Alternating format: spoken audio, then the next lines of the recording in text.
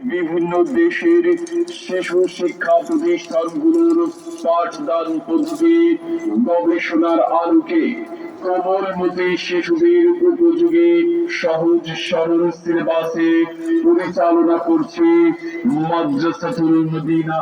ভর্তির জন্য যোগাযোগ করুন মুফতি মাহমুদুল হাসান, প্রতিষ্ঠাতা পরিচালক, মাদ্রাসাতুল মদিনা। মোবাইল 01785734272। আবারও বলছি 01।